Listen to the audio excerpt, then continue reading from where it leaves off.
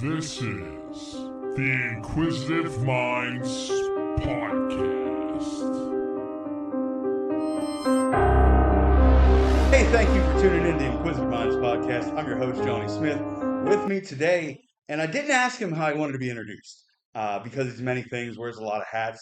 He is an entertainer, above all else, musician, comedian, um, just all around interesting fella. Got a million family members in the NFL. Welcome to the program, JoMarius Purse. JoMarius. JoMarius Purse. We go back way before the Marius. Welcome to the program. How you doing today? All right, how are you? Oh man, I'm doing all right. We are recording in the Cathedral of Learning. Kathy. This is an on-site recording. We don't have permission to be here. Not. So this is Guerrilla Podcast today. We're doing it. Joe, welcome back. I know there was a time when we recorded a few different episodes. Yeah. Not all of them went out because the constant theme of my program is when I have to self-produce, I fuck one thing or another up. Hopefully today that's improved a bit. But welcome, man. Welcome. What's been new with you? Hey, there's a lot. So it's really been what, about 2 years since we really talked about much of anything? Yeah, outside of the stuff we've been working on. Yeah, outside of the work, we haven't really discussed much outside. There's a lot, man. A lot of life changes going on right now, and more to come. Like I got a I got a day job. That's rough, It's the man. hardest pill to swallow. We were Whatever. coworkers for like We work. months. We work.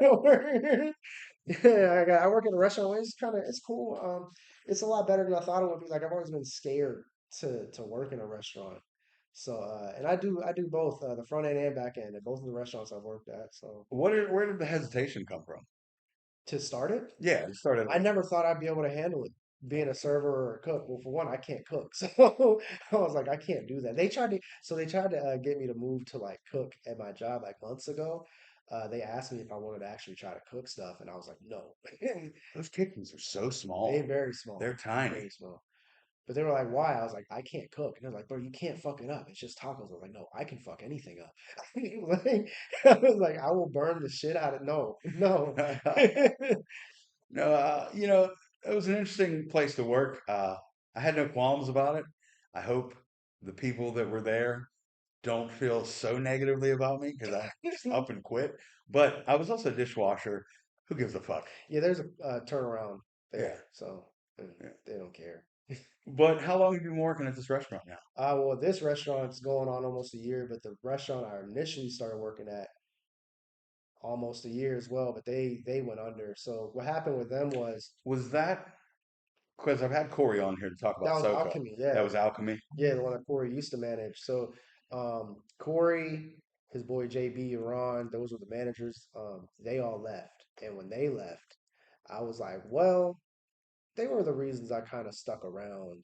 I was like, I liked it. It helped get me out of a rut, but I was like, they, I don't, I don't really want to be here anymore, especially with how they were treating me. Because I was supposed to move to another position where I was going to start making a lot more money. I was going to make like $6, $7 more per hour, Very nice. and the new management, um, they would not let me move to that new position.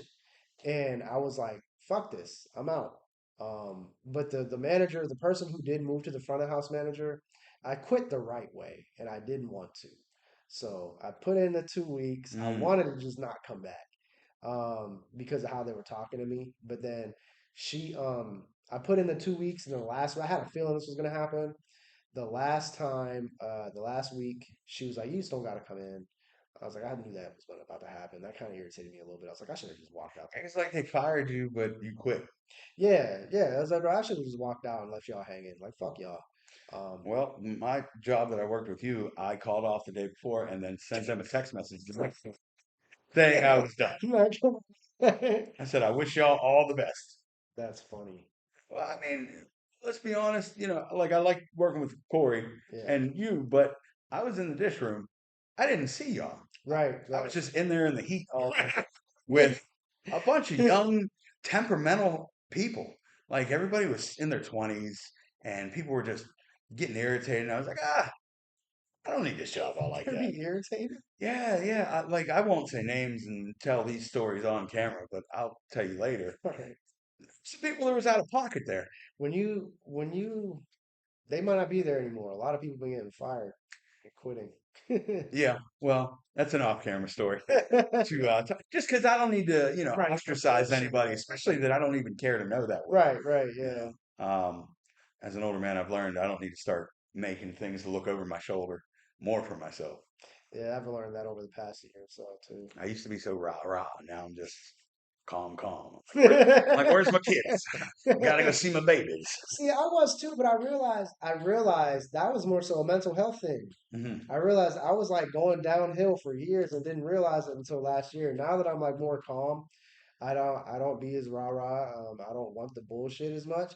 I mean, I'll still punch somebody like it's still a short fuse. Like if you cross a line, but like it's not like it was before. Like back then, I was just like, if you want to smoke, what's up? Now Yeah, let me walk away. But if you keep walking, I'm gonna that's the Joe I getting know. active.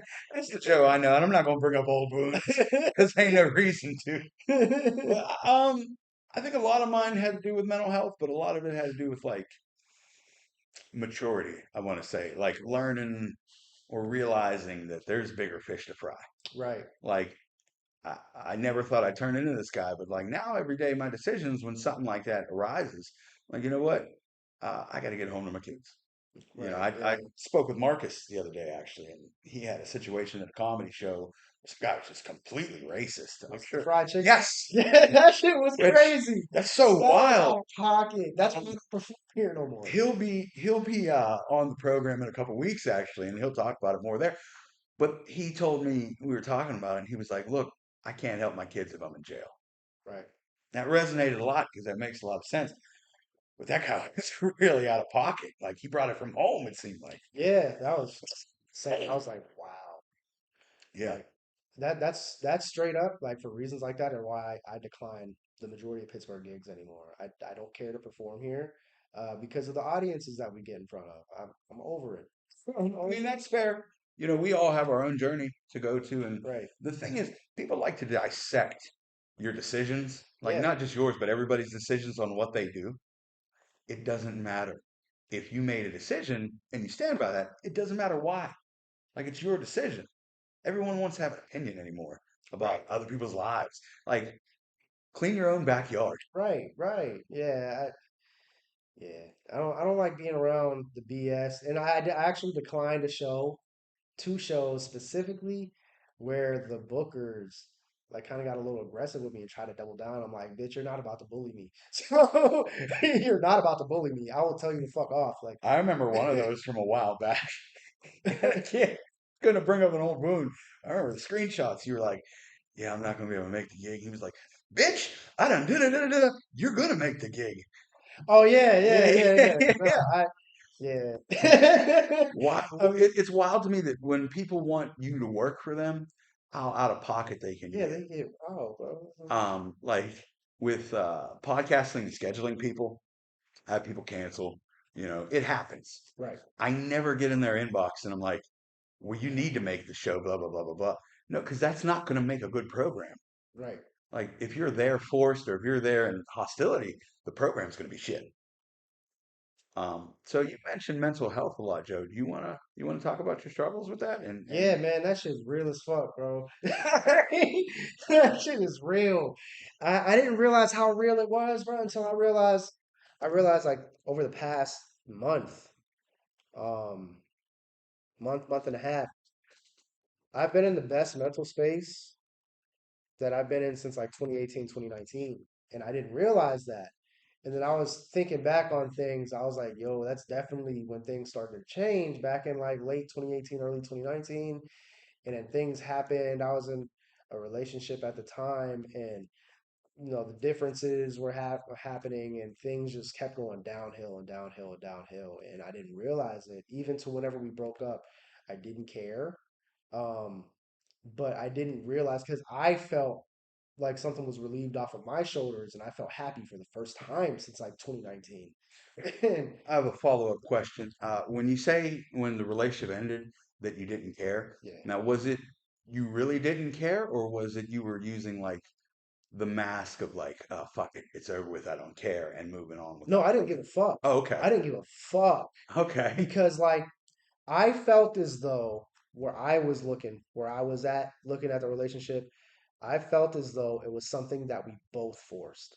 Whether the other party realized it at that time or not, I felt it You was, both forced the relationship? yes. Okay. I feel like it was something that we strung on a lot longer than it needed to be. So whenever we broke up, I was 100% at peace with it. Hmm. I didn't feel anything besides relief.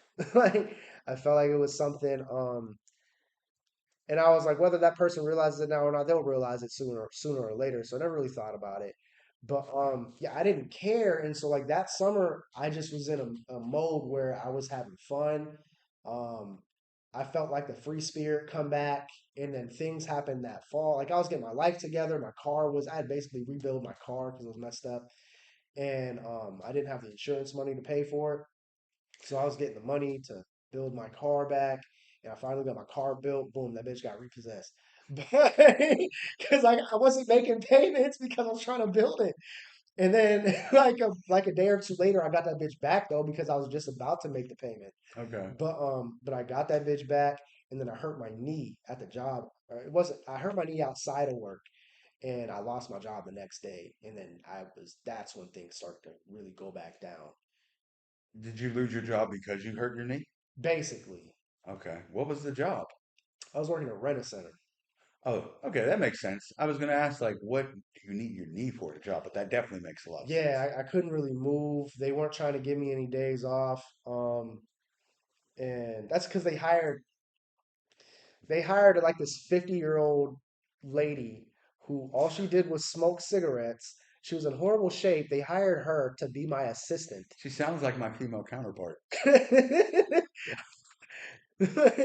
They hired her to be my assistant though. So she was the one going out there with me moving furniture. She couldn't move the furniture.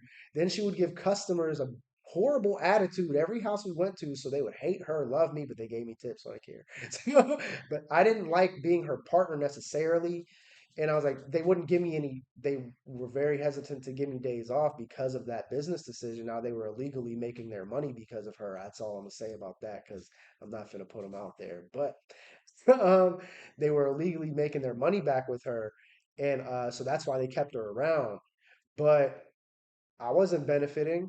I had to move a couch by myself into this lady's house, maneuver it by myself, all by myself, but damn near had to carry it by myself. And she was just complaining and stuff, whatnot. The customer actually really disliked her, like strongly disliked her. She gave me a $20 bill. I was like, don't tell her I gave this to you. So, like I had to deal with stuff like that, but that's why they didn't they were pushing for me to come back because they didn't have another person to go Mhm. out there with her. Now the manager, he would go out with me some days, but then he started going out with her. But he's the manager. He had other things to worry about. I love him still to this day. He's a great dude.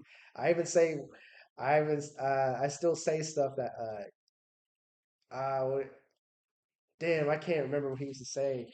But every time we came to like a stop or something, he would just repeat something over and over. I used to say it a lot after I worked there. And Dan, his name was Dan. Dan's the shit. And there was another girl. I feel horrible because I don't remember her name right now, but I believe it started with an L. But she was great too. Shout out to Dan and L. Fact, shout out to Dan and L. But yeah, Dan was a funny dude. But yeah, so I ended up losing my job because well really what happened was that lady who always had the bad attitude, she would say some comments sometimes and it would rub off wrong when she was trying to be a dickhead. And then she basically said, you're gonna lose your job if you don't do this, that, and the other. I'm like, yeah, it's not supposed to come from you.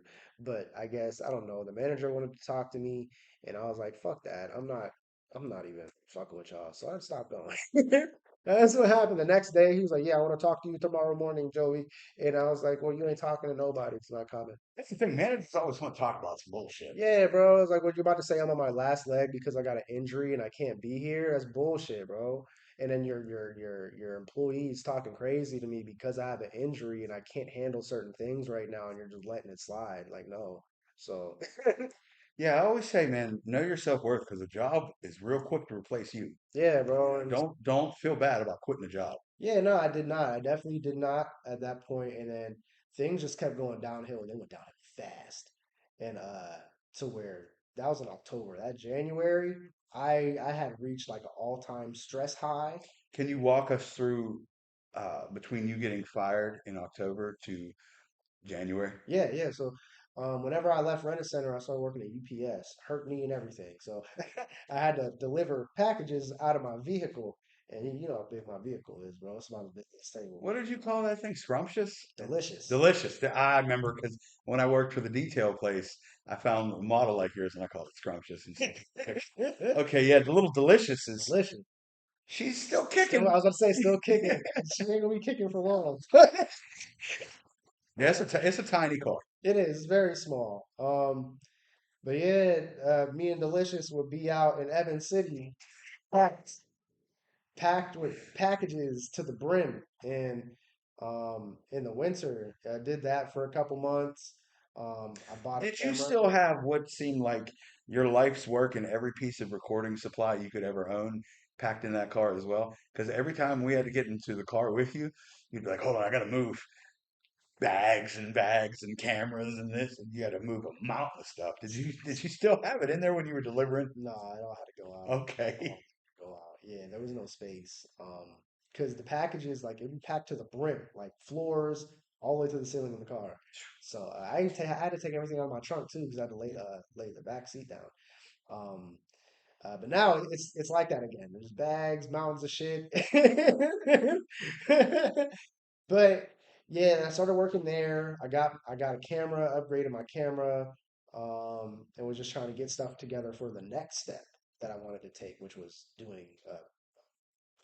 making higher quality content. That's the one intro you didn't give me. That's the most important thing. Oh, the high quality No, content not the creator. high quality, but the Well, content creator. it's high quality. I You appreciate. just had some more stuff go viral recently. Yeah, I did. I did. We'll get to Okay. that.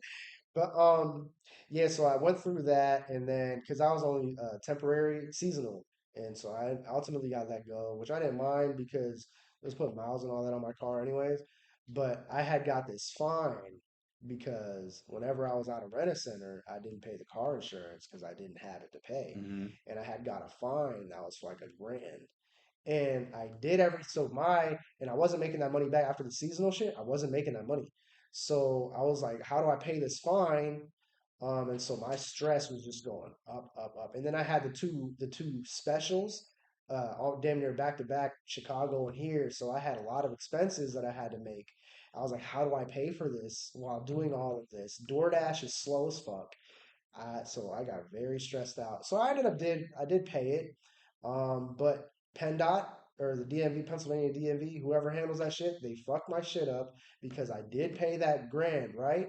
And I still got my license plate suspended for a year, even though I paid it. And so and it wasn't supposed to get suspended. So I got pulled over like twice. They're like, you know why we pulled you over? I'm like, no. Yeah. No, I don't. I don't know why you pulled me over. And they're like, well, your license plate is suspended. Can we see your insurance? And then I would show them the insurance because I had the insurance because I paid everything. I had the insurance. I'm like, whoa, what's that about? They got confused. Like, yeah, well, you need to call PennDOT or the DMV and have them change that. And I would try to get a hold of them. Never got an answer for a year. Couldn't get them to answer. And then down the line, this is skipping a lot of stuff. This is just with the car. But down the line, I ended up getting a letter saying that my car is reinstated. I was like, yes, sir, I'm back in business. So, anywho, but before that, so that entire year from February to November, which is basically my span at Alchemy, I was behind on payments because I had lost that job at Rent a Center. Couldn't keep up the payments after. Well, really, it was the Rent a Centers where it started, but then when the seasonal happened, it was I was unemployed for a minute. I was door dashing, but it was really slow, so I couldn't keep up with my bills. So I was behind on some bills. My credit is still taking a hit, which my credit was not great from years prior because I had things happen. We can talk about that off camera. Yeah, I don't want to cause problems with people by airing out business. But That's always respected here. yeah, yeah, Like I always tell guests, you can be as messy as you want, but you can also not reveal details if you don't want to, because I'm here for either one. Yeah, I don't want to be messy, especially whenever it's like with people who are closer to me or whatever. I don't care to do none of that. Absolutely. So, I was trying to catch up on bills. I just paid that fine. Um, my car is still kind of fucked in a sense. So I'm at Alchemy and I just got all this stress. Me and my dad are going through it at this point because he had hit me up like the day before my recording in February and was like basically said I need to stop going through life like I don't like I'm just lackadaisically going through life with no motivation. I can resent that Bro, because I've had a lot of conversations with you. You've always been very detail oriented, focused, try to be as organized and plan stuff out as much as possible. You were not lackadaisical about it at all. yeah, he was saying that I just kept going through life basically like I didn't give a fuck about anything and all that. And I was like, bro, I'm tired of this, bro. And so I stopped talking to homeboy. I was like, and I haven't talked to him yet till this day for real. And it's been over a year because it's like that. There were for years, bro. He was calling me a failure, telling me I don't know what I'm doing with life and all that. This is after college, after something he forced me to do didn't work out because I really didn't want to do it. He's calling me a failure. You're gonna be like this person, that person. He manipulated me into even going to that school by telling me, yo, you're gonna be on the block if you don't go here. And I was like, oh, like after all this preaching my entire life, he's like, yo, uh, don't be a statistic. We're gonna help you not be a statistic. He's telling me I'm gonna be a statistic if I don't do what he wants me to do. So it was like all this stuff was happening, and then for years he wouldn't congratulate me on any because I was accomplishing a lot. He wouldn't congratulate me. He wouldn't mention nothing. He wouldn't really support me at all. He would show up to like the open mics I did at the improv, but that's about as far as it went. And I'm not taking that from him, but but it's like everything else was just a lot. All the negative down talk. He told me I shouldn't do stand up before. He was like, "You're not stand up funny," and it's funny because when I tell him this stuff, he's like, "I never said that." It's like, "No, I wouldn't remember it if you didn't say Yeah. it." One time, this is fucked up, but I laugh about it. One time, it was like my second or third month going to the improv for the open mic, and I was I don't remember how this happened, but I basically was like, I'm going to the open mic, and he was pissed, stormed out of the house, and was like, yelled this outside. He was like, "You're wasting your time with something you have no future in," and left. And at the time, that shit hurt. Yeah. Now when I think about it, I'm like, yo, I couldn't do 5 minutes, bro. Yeah. I Yeah. just once a month for 5 minutes. Yeah. Like that's crazy. I can't speak for all comics, but I know myself, and I feel like I can include you in this because I've talked to you so much. All those negative things people say to us like that, we've already said to ourselves. Yeah, Like for I've sure. already, you know, been doing comedy shows and telling myself, "You're not funny. Why are you wasting your time?" Like all the negative things that people think are going to change your mind. Look, if I've been beating that into my own head, you're not going to do nothing. Right, right. Well, at the time, so whenever I was doing stand up, I actually got talked into it by another comic. I just went to support a show. I had never been to a comedy show at that point in my life. I didn't even really, I only really watched Kevin Hart. I watched a couple other comics. I really wasn't a big fan of stand up comedy. And he talked me into it. And so while I'm in college, I'm like, I have to have another route because this isn't it. And so I started to try to look at stand up as that other route. And that's how I even started it. So whenever he said that to me, I was like, damn, I'm trying to do something with myself. And you're like shitting on me. And then as years went by, I was being petty. I've realized because Kanye said if Drake disses you, you'll never know unless you know, because he just throws bars in that are specifically about people in his songs that aren't about what he throws that bar about. So he'll make a song about fucking women or dancing with women, and he'll throw in a bar about Kendrick Lamar or something. But you won't pick it up unless you know. And then I found myself every time I would accomplish something, I'd make sure to hit him up. Like, yo, look what I just did. Look what I just did. Look what I just did. And so trying to like, he's like, yeah, I hope you do. One time we got into it. This is some bullshit, bro. We got into it, and because he was telling me how I wasn't gonna make it and stuff like that. And I was like, no, I'm gonna make it simply because you keep telling me that I'm not going to. Hmm. I was like, I'm gonna make it just to prove you wrong. Like straight up. Izzy's trying to get me to play 2K.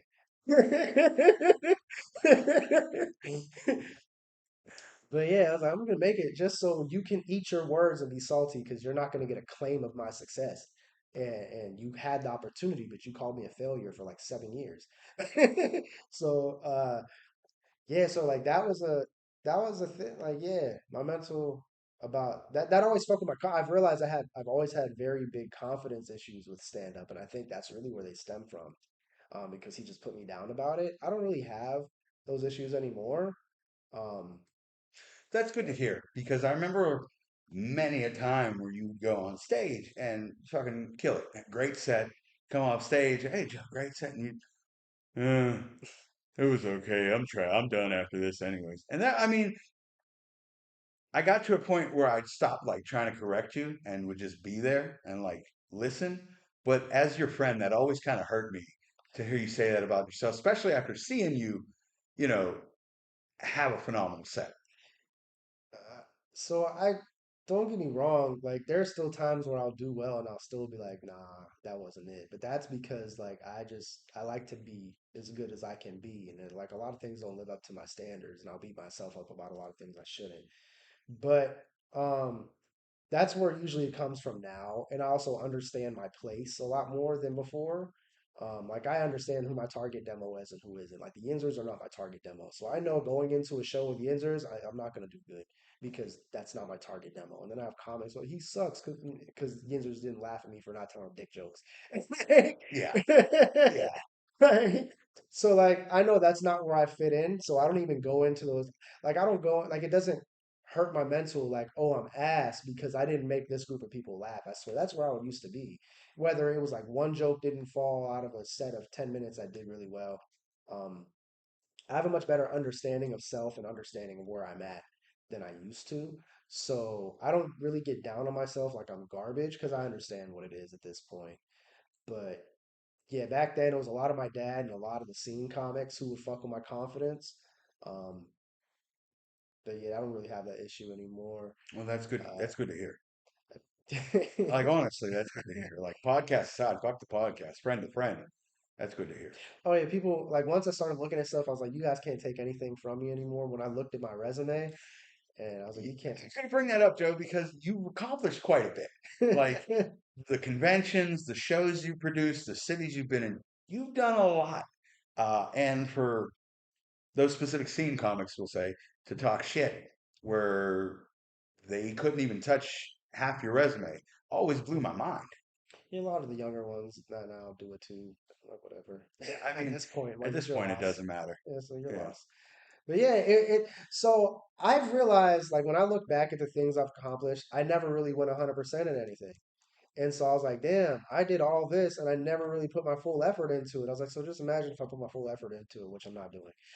And For not to interrupt you again, but I still want to do another video that the one that got lost about us eating the hot sauce. oh, so yeah, I do have that in a plan. Yeah, Okay. I do have that plan.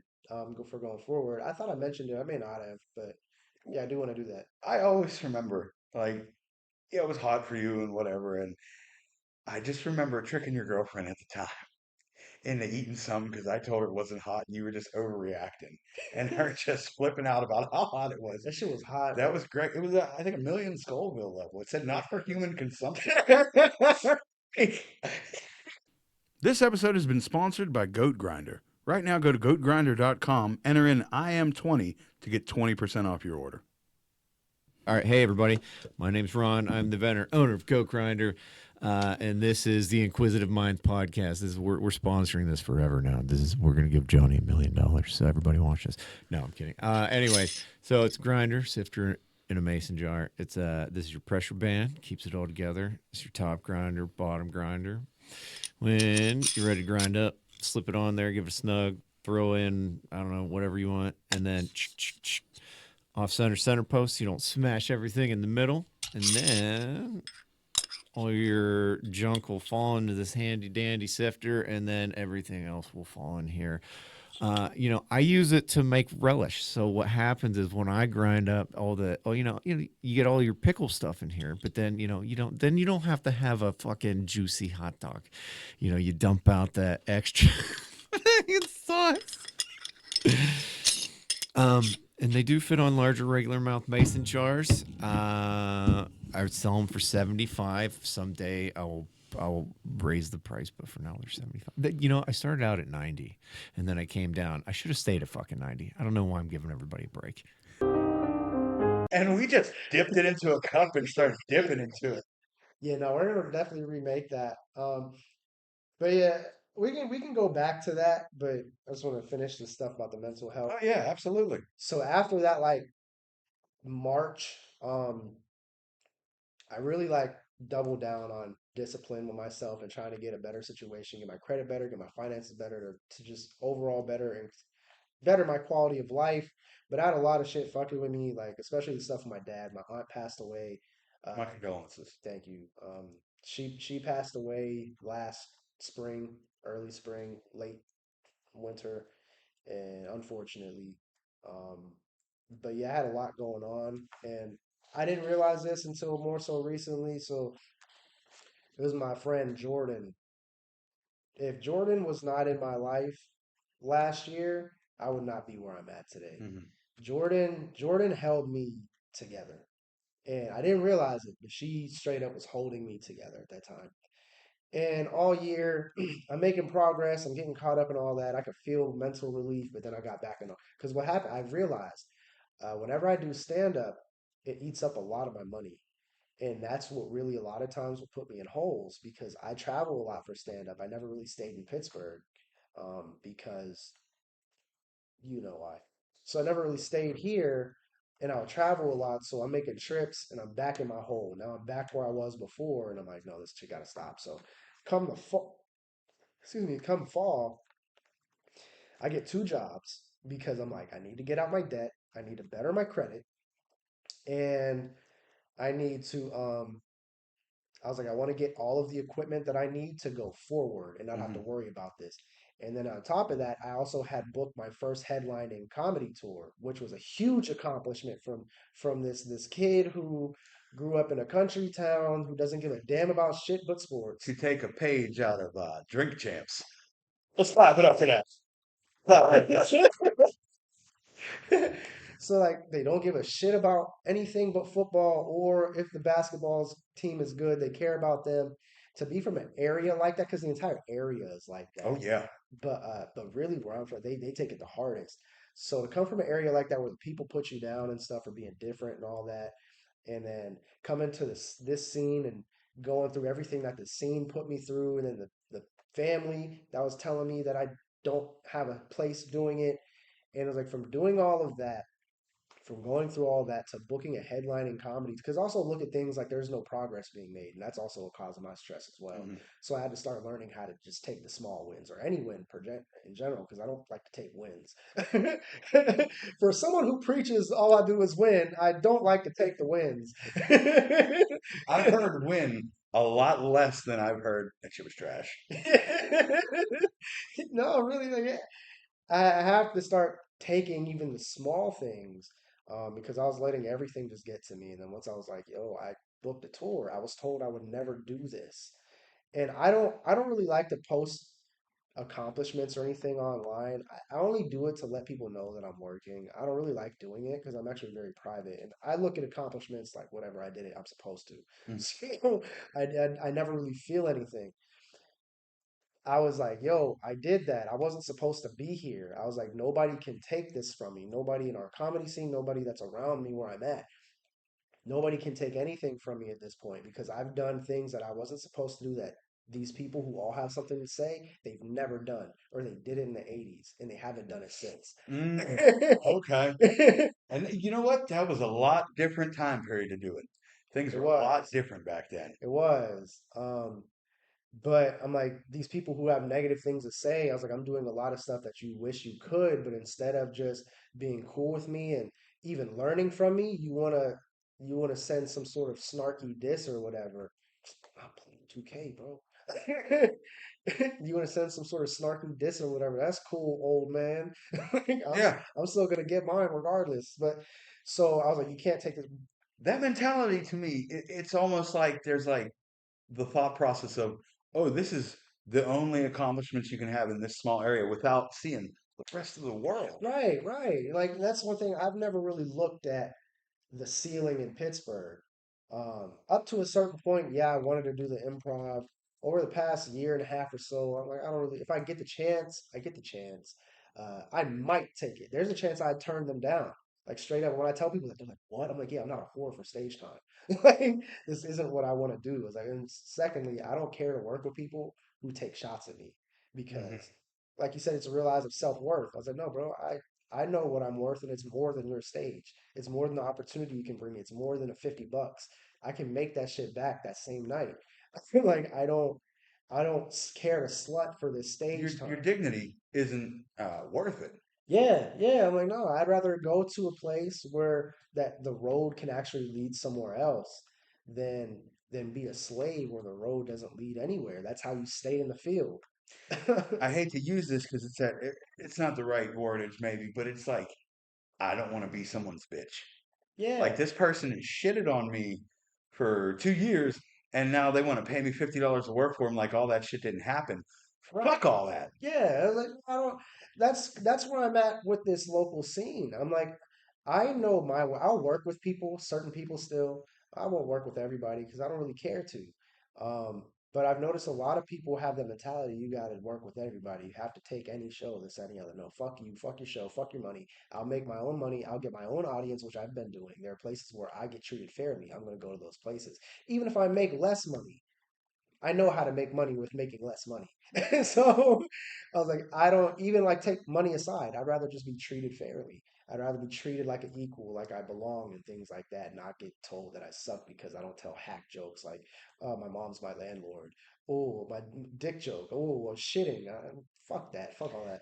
So Hitler, like, that shit out of here. That shit out of here. Oh, we ain't making Hitler jokes anymore. No, It's it's 2024. 2024. Come on, There's bro. been plenty of other genocides beyond that to talk about. Right, right. If you even want to talk about that, but I'm just saying, like, I'm not even trying to take shots at anybody. I'm just saying, like, I know where I belong, and this isn't it. I don't necessarily think it's taking shots because it's a growth level in my mind. Yeah, Because the majority of us talked about our dick a few we times. did. No, You I'm know, not saying. that's what you do. I'm not saying do that, but that's when you're young and you don't know. Yeah, You talk about shitting or masturbating right, or your dick or fucking yeah. Oh, women suck, men gay, whatever. right.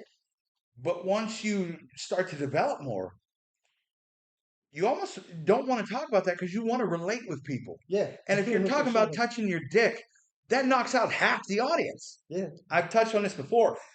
A lot of dudes that I was in the scene with did not realize that it's stupid to ostracize the women in the audience because most people are there on a fucking date night. right, The women are bringing their men. The men are bringing their women. It's a date. right, So when you talk about women ain't shit, well, that's his girl. That's the mother of his child. right. Even if he agrees, he's still going to have to look at you like you're a piece of shit.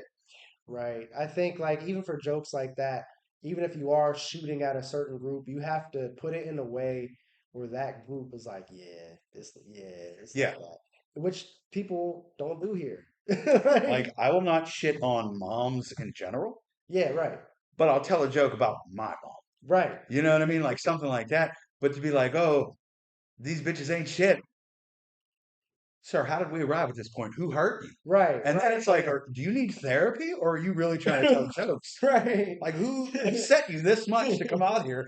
And like, are you that homophobic that your whole set's about gay people or Jewish people or whatever it is? Right, yeah, What gets what gets me is the people that just go in and in and in about Jewish people.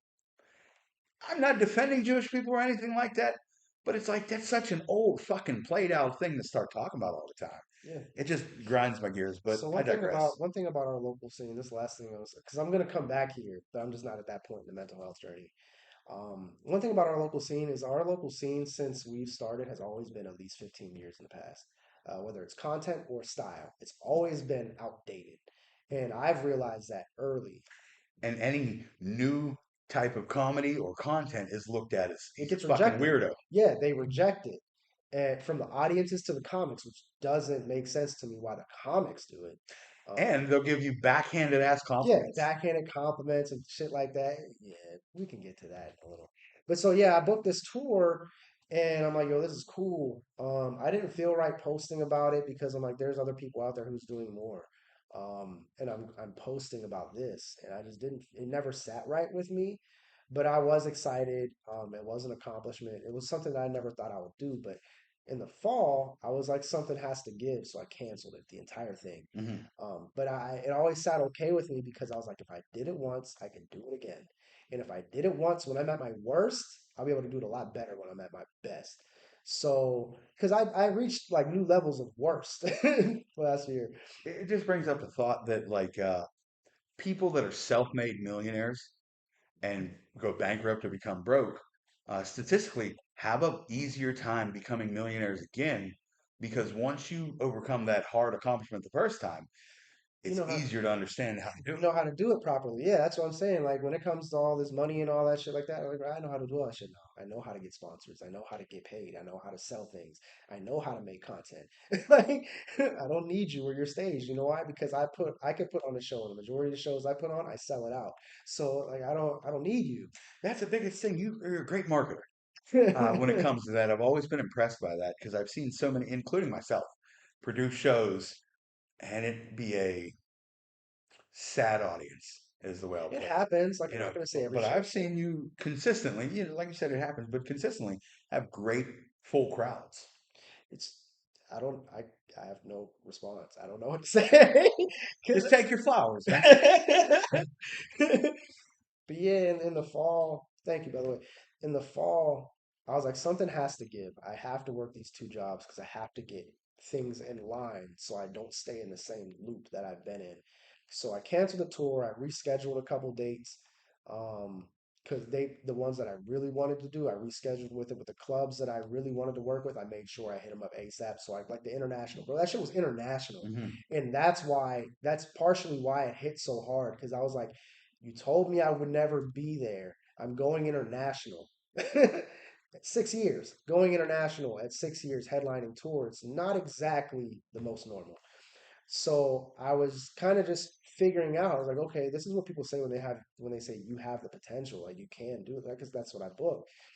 But I canceled it all, made sure I didn't burn bridges. Outside of a couple of clubs, I canceled everything, rescheduled a few. I got my money, I got my credit together. I bought equipment to set me up for right now, like editing equipment. I invested in computers, cameras, streaming devices. Um, just got all that stuff together, which was a few grand, 5K at the It's cheapest. not cheap. No, It's it was not cheap. 5K at the cheapest. I did go like as cheap as I could go with maintaining the bare minimum that I could for what I needed. So I'll tell you my exact setup. It ain't the greatest, but this is just for anyone out here who's trying to get into streaming or video editing. I got, excuse me, I got a laptop, I got a Mac Mini, and I got a monitor, just a regular monitor. So I got a gaming laptop, 16 gigabytes of RAM. My Mac Mini has 16 gigabytes of RAM. It's a Mac Mini. I don't know the model name, but it is the 23 or 22 model, I Mhm. believe. Um, 16 gigs for each. So I can run editing softwares and streaming softwares with no problem.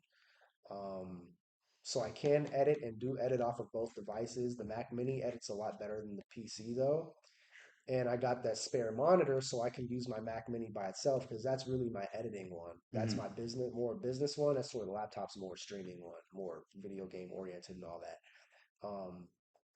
But I got the monitor because the Mac Mini doesn't come with a monitor, but I got the monitor so I can dual monitor my laptop as Okay. well. Yeah, so that's my stream setup. Um, the cameras, I invested in a camera because I wanted to venture into videography and photography, so I had to get a better camera, and I've been doing pretty well with that with the gigs and stuff. So I'm setting up my future business plans. That's what I used last fall for, Okay. to set up future business ventures. Streaming and all that was supposed to be future. Video editing, all this stuff was future. I was planning for all this back then, and the plan is hopefully comes full circle this fall, and that's when I'm going to start kicking stand up. Man, with video editing, I tell you what, it's an uphill battle, especially if you don't go to school for it. Um, Yeah. and it feels like the more you learn to edit, The more there is. the more there is. You know, it's like, oh, now I can do this and I have the capability to do this, and then you figure out something. It's very There's always something to learn. it's very hands-on. Very. And if you've been following the podcast at all, you've seen the ups and downs of this editing. Bro, I went to school for that stuff. So Um, I went to school for it, and my professors told me that I don't need it straight up. My one professor, my Photoshop professor, I don't like her. She was rude, but she kept it real. I'll say that. She told me straight up, I'm not supposed to tell you this, but don't get any books for any of these courses because all this stuff is self-taught. You don't need books. And she said straight up, she's like, to be honest, you don't even need these programs. If you want to take it, that's cool. But she's like, honestly, you might be better off if you don't even get the degree. Um, and she put me on game. She was like, whenever you apply, they don't even care about your degree. They want your portfolio. And Mm. so I never graduated. Now I did stay for a long time, but I never graduated. I dropped out because things happened. Like that whole debacle, like my dad in college happened, and so I never could actually do what I wanted to do. Which was psychology. My life would be a lot different if I was a psych Okay. major. It would be a lot different if I was a psych major. I would never did stand up. I would have never. I would have never. I ain't gonna say I would never done content because I did do content. So there's a chance that I would still do content, but I wouldn't be looking at it as like, yo, this is my thing. Um, Hey, this is Joe, and I'm teaching you how to pass your mental competency no, test you have. no, for real. I probably would be doing stuff like telling my client shut the fuck up. Like, yo, So, shut your bitch ass up. You're soft. so if you would have went into psychology, what type of job would you want to? I wanted to really be a therapist Okay. back then. I wanted to be a therapist slash a psychiatrist, but more so on the therapist side.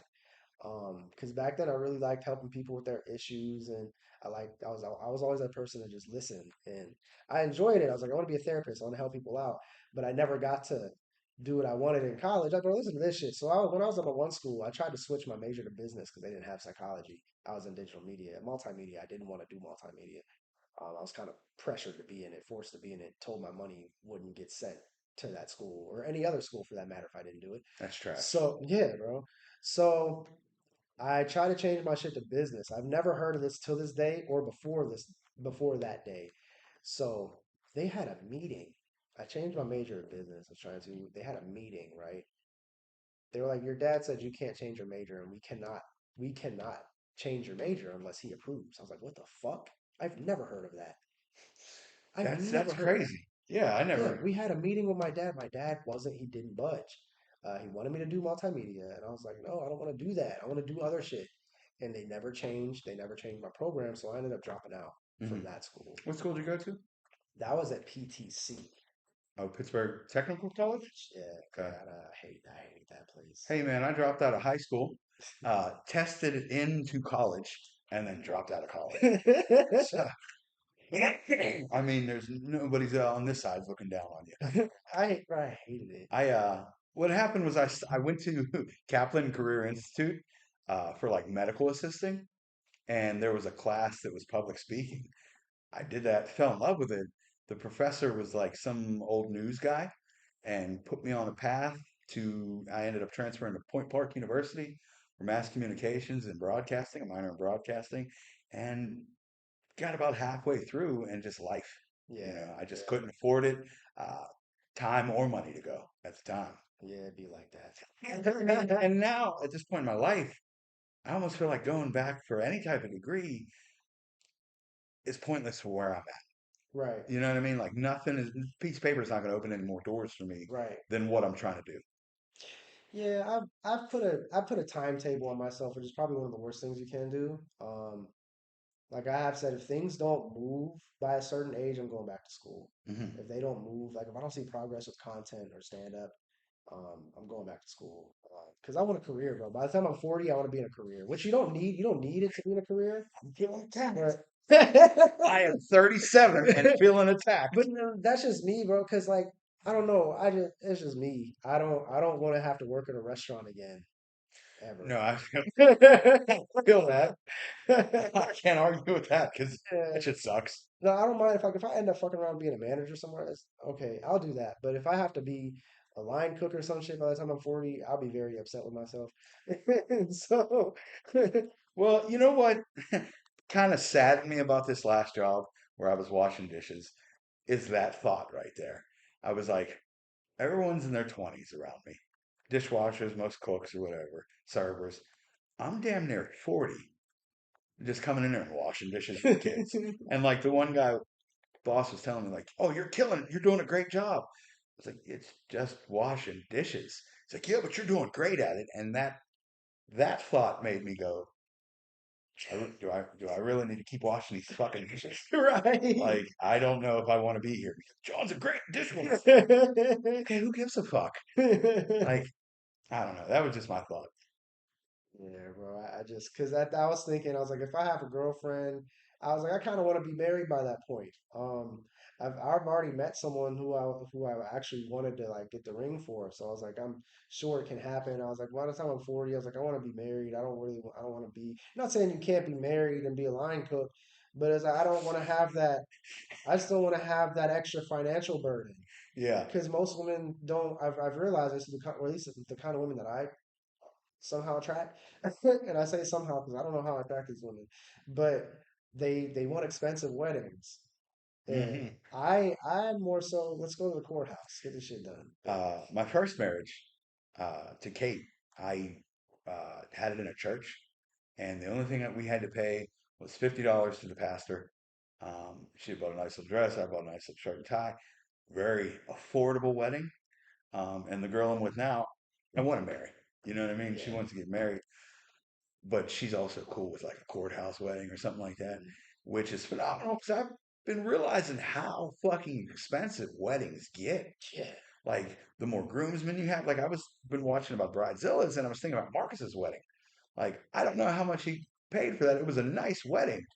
But it was much more than I would ever want to pay because he had like fancy hors d'oeuvres and shit. I was Yeah. like, everything adds up, and I didn't realize until recently because I'm not wedding planner, but like there's per plate costs per Yeah. person. That's why like I always wondered, like, what the fuck's the matter if I RSVP? I'll just show up. No, that shit is expensive. You have to have seating charts and all that. Like, I'm glad I'm with a girl who is not only willing to marry me right now, but also doesn't want that fancy, crazy shit. Yeah, like for me, so the one girl I was talking to, she wanted a church and she wanted to go somewhere like in nature afterwards. I don't want to do a church. Like if I got to choose, if I just had a, if I had the money, I want to get married like outside Hmm. in like nature of some sort, whether it's like on a beach or in the mountains. That's it outside. See? That was a brief interruption that comes with Gorilla Podcast. He walks in and sees Joe in like a semi-deceased shirt, and then a white guy with no teeth and teardrop tattoos.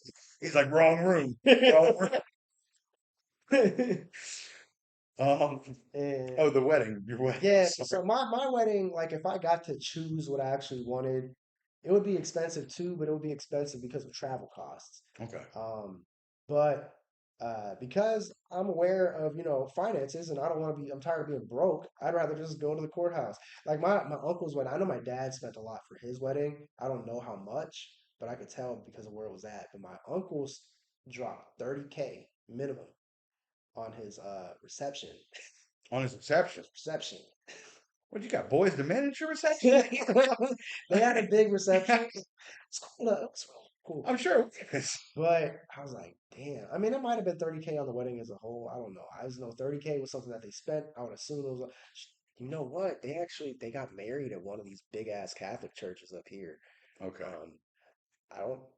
It's not Kathy. This bitch is library and rooms, but I think it was like down the street, kind of. Okay, there's some Something. real nice Yeah, churches it was down the big as road fuck. here. Yeah. Yeah, I'd never want to get married in a church like that. Marriage, I think a lot of people, they want their special day, Right. which that's fine. That's I understandable. get that. But in my mind and heart, like your marriage is about unifying with someone, and making the decision to spend your lives together, you can do that without the big Yeah, why? and Yeah, putting yourself in debt. It's like, okay, we're going to start a life together. Let's put ourselves 10, 20, 50K in debt yeah, right at the gate. If you come from money and you can afford that, have at it. But let's be realistic. Shit is expensive. very. I think it's women mainly who want that whole big thing though. I don't think the majority of guys really care. I think the majority of guys are more so like, she wants to be happy. Let's make her happy. And I don't think we ever really mind doing it, but it's not really what we want. I mean, I could see that. I mean, I know there are some groomzillas, Yeah, I was gonna say but there definitely are. it's definitely the minority. Yeah, Because most guys I've talked to who got married, they're like, "Oh yeah, it's beautiful," but yeah, like I for don't give my a fuck about the flower choices or right, I don't care about none of that. But yeah, for my wedding though, like I remember me and my ex used to talk about this. I used to be like, I just want to wear suspenders. Like okay, I don't want to wear a suit. I just yeah, want suspenders. I want to be comfortable. She would always say no. But like, because suits cost more than suspenders. yeah, yeah, they And do. plus, like I said, I just like to be comfortable. I don't if I look like a fucking nerd from 2010, then I look like what's homeboy from Family Matters? Steve Urkel. Yeah, if I look like Urkel, then hey, I look like Urkel. I don't You care. see, he just married some rich lady. I believe it. Jaleel White just married some like I want to say heiress or something. I don't Who's know. like a billionaire. I could be Damn, wrong on that, but yeah, he done damn. married into money. But he's doing fine. Right, he's all right. He had that He had purple Urkel weed yeah. shit. He was doing great. But yeah, so that fall I set shit up, then I left. And when I left, I only had the one job and I stopped doing a lot of stuff because I was like, I have time to rest. I'm in a spot where I'm okay with. Now I just have to maintain because my job wasn't paying that much. Because it was winter, it was slow. So I was like, I just have to maintain. And I took a lot of time off and I just to get better mentally. And now that I'm getting better, I'm starting to create more, brainstorm again, but I'm also taking it slow because now I understand how the mental health spiraling happens. Okay. And I'm like, I don't want to I'm also not at a point where it's like, yeah, I'm great. I've been great for years. No, I'm just now getting better. So I understand like what it has to do with like with the stress levels and all that. So I try not to put myself in a large stress situation for myself because I don't want to go back to that shit yet. So Have you found yourself like outside of just avoiding those stressful situations, because they obviously can't all be avoided. right. Have you been using other like de-escalation techniques to like unstress yourself or not let yourself get affected by the stress that you, for lack of a better term, may not be able to avoid? Well, sort of. I've been within that time period, especially this spring, I've actually been refining out who I am as a person. I didn't realize I was losing who I was as a person since 2019 to where I felt like a bot. Like, I knew I wasn't, but I felt like one, like an NPC, like I was just out here. I was just going to say NPC. Yeah, bro. Like that's how I didn't realize that was the mental space I was in. It got horrible, Johnny, like to a point. Like you remember how we used to hang out and all that. I used to wear a bunch of colors and stuff Yeah, like yeah. that. It got to a point You've where always been quite the fashionista. yeah, I wanted to throw all my colorful shit away. I just wanted to start buying all black, no other color, just all black everything. And once I hit that point, I was like, man, this is just the maturity in me. But now I'm looking back on, it, I was like, no, I was That was depressed. That's dimming your how, light. huh? That was dimming your light. Yeah, I was like, that's straight up how I was feeling inside, all black. And I was like, and that's how I wanted to portray. And I didn't realize that until I wanted to stop buying fashionable items. So that's a hobby of mine. Hmm. I like fashion, so I'll indulge in it from time to time.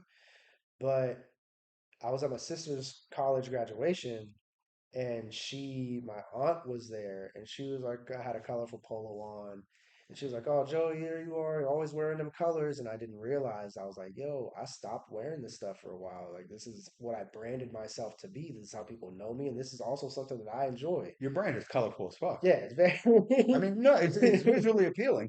But that's how like it didn't start off as a brand. It was just started off as me growing into an adult and finding what I like. Isn't that really what a real brand is, though, Yeah, when it's a personal, is like just being the truest form of yourself? yeah, that's all it is. And I didn't realize like how horrible I was until now.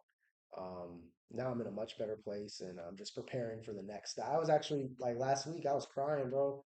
Well, almost tears came to my eyes. I stopped myself from crying. There was like one day. it was like a Friday. I was just thinking about how far I've came, and I was like, from the whole mental health crisis, and then looking at where I was at as a child and how I wasn't expected to be where I'm at in my career, but mainly with the mental health spiral and where I'm at now and what's coming in the next few months. There's this song, Beanie Siegel and Eve. Remember them days? You remember that song? Yeah. I was listening to that song. I really like the beat, and I was listening to it like on repeat because the lines were just hitting hard. I was like, yeah, I remember all this shit, and I still do some of it. But I was like, I know soon that's gonna stop within the next 6 or so months. I was like, I know it's done. I was like, I'm in a much better place mentally. I'm much better as a person. And I was like, the chapter that I've been wanting to close for 2 years, I could not because there's just been things I've had to learn as a person. It's finally gonna close, and I can start the new chapter soon. And yeah, bro, I almost started crying because I just realized like, yo, where I was versus where I am now. So that's just like the mental health journey. That shit's real. And again, I want to give all shout outs and respect to Jordan because if it wasn't for something that happened between us two, uh, that's my one of my great friends last fall. She did something in it. I was at a breaking point that if this never happened, I wouldn't be where I am today. I'd be in a much worse place. I can't tell you where I would be at, but I'd be in a much worse place if I did not have her basically holding me together at that point. I didn't realize she was even doing it. I'm sure she didn't realize she was doing it until we had to talk a few weeks ago about it. But yeah, like yeah, Shout out to Jordan. You never know where your savior or your help's going to come from. never know. You I would know, have never thought it would have came from you would have her. never thought. Well, I'm going to cut it off right here. I'm going to say this is going to be a two-part episode. So, Joe, thank you for coming in, and tune in next week, everybody. This is the Inquisitive Minds Podcast.